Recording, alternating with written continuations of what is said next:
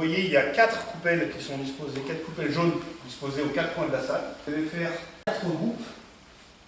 Donc un niveau 1, donc quelqu'un effectivement relève de maladie cardio-respiratoire, qui vraiment reprend doucement les activités, et partir 1 minute de réaliser le parcours en croisée.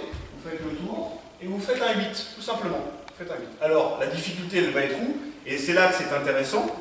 Elle va être au moment où vous allez vous croiser. Tout de suite, à la fin de l'exercice, on prendra les pulsations pour voir à combien vous êtes. On évalue, c'est-à-dire qu'on mesure l'effort qui vient d'être fourni. Voilà. On va faire un deuxième exercice où on va coupler une marche, un exercice de marche, avec des mouvements de renforcement musculaire. Vous allez être libre de faire le mouvement que vous souhaitez faire. On marche, et tous les 4 pas, vous allez vous arrêter pour faire un mouvement. Ça peut être fente avant, ça peut être de montée de genoux, ça peut être de talons rêves, ça peut être de déplacement latéral avec une petite flexion, ça peut être simplement juste effectivement une petite flexion. Vous faites ce que vous voulez. Mais tous les 4 pas, vous refaites le mouvement. Voilà. Donc 4 pas, je m'arrête et je effectue un mouvement. Et on enchaîne. Voilà. On n'accélère pas le rythme, c'est pas le but. Le but c'est de faire monter le rythme cardiaque à travers un exercice de renforcement musculaire couplé à de la marche. Top. On va repartir. Vous allez changer de mouvement. Vous prenez un autre mouvement et c'est exactement la même consigne. 4 pas et un autre mouvement. D'accord? Par rapport à celui que vous avez fait. C'est parti.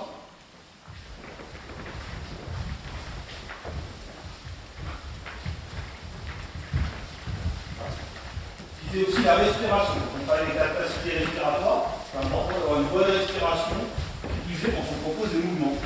Top. S'arrêter. Très bien. Une troisième partie de cet exercice, où là par contre, vous allez en alternance, donc vous faites vos 4 pas. Premier exercice que vous avez réalisé, vous repartez sur 4 pas et vous enchaînez votre deuxième mouvement. Travail. Exactement. Travail de mémorisation. On va prendre les pulsations. Simplement, on prend les pulsations, je les redonne sur 10 secondes. Ça permet de voir si les gens entre guillemets en sur-régime, c'est-à-dire que les mouvements ont été trop rapides, auquel cas il faut davantage les espacer. Troisième exercice, on va travailler sur des jeux en couple.